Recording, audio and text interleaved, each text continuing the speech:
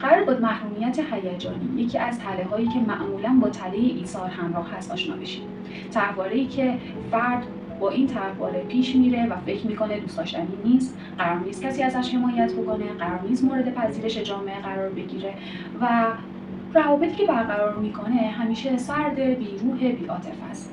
خواسته هاشو بیان نمیکنه، انتظار داره که جامعه حدس بزنه، آدمی که طرف مقابلش قرار گرفته خواسته ها، نیازهای این فرد رو حدس بزنه، ابراز محبت چندانی نداره و اگر دوست داره که طرف مقابلش ابراز احساسی رو داشته باشه، این خواستش رو هیچ وقت بیان نمیکنه. معمولاً توی روابطشون چون خواسته ها، هیجانات و احساسات رو ابراز نکردن، خشم‌های درونی رو دارن. هیجانات منفی بروز داده نشده و تبدیل شده به پرخاشگری‌ها و یا خشم‌های درونی که ممکنه به صورت ناگهانی بروز پیدا کنه و روابطشون رو کاملا نابود بکنه. این افراد در روابطشون 3 شیوه برخورد دارن. یک، این که تسلیم میشن، تسلیم این تفکرات قدیمی خودشون، دنبال آدم‌هایی میگردن که مهر تایید بزنه و همون تفکرات قدیمی که دارن نسبت به خودشون که دوست داشتنی نبودی، کسی ازت حمایت نمی‌کنه، کسی تو رو نمیپذیره. آدم‌های سرد و بی‌محبت و بی‌عاطفه‌ای رو انتخاب می‌کنن برای روابط که معمولاً یا سرشون شلوغه، فرصت چندانی برای ابراز محبت ندارن و یا اینکه کلاً آدم‌های کلامی نیستن و نمیخوان با آدم‌های مقابلشون، طرف مقابلشون و پارتنرشون نزدیک بشن. این طرحواره باعث میشه که معمولاً شیوه دیگه‌ای رو هم توی روابط انتخاب کنن. شیوه دومی که انتخاب میکنن اینه که فرار کنن، یعنی اینکه وارد رابطه نمیشن.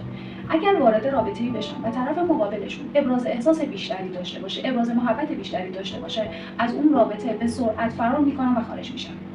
تحمل این بار عاطفی و هیجانی رو توی رابطه ندارن. راه سومی که انتخاب میکنن اینه که جبران افراطی رو دارن، یعنی اینکه میخوان با این طرحواره و با این تفکرات قدیمی خودشون بجنگن. چرا من دوست داشتنی نیستم؟ نه، باید آدم‌ها منو دوستم داشته باشن، باید از من حمایت کنن و یه تحکمی توی گفتار و رفتارشون احساس میشه.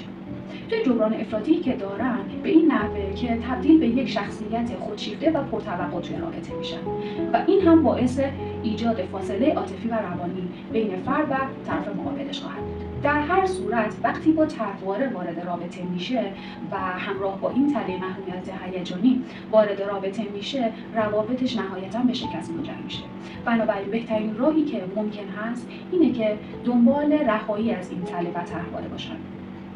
یه موارد اولیه‌ای که باید فرد اجرا بکنه و انجام بده تو روابطش و توی مسائل شخصی خودش اینه که کمی بیشتر خودش رو دوست داشته باشه، خودشفقتی بیشتر و خویشتنش رو بیشتر ابراز بکنه، تلاشی برای بیانگری بیشتر داشته باشه و در کنار این روان درمانی و طرحواره درمانی رو هم اگر ادامه بده و دنبال بکنه، خیلی میتونه توی بهبود روابطش موثر واقع بشه.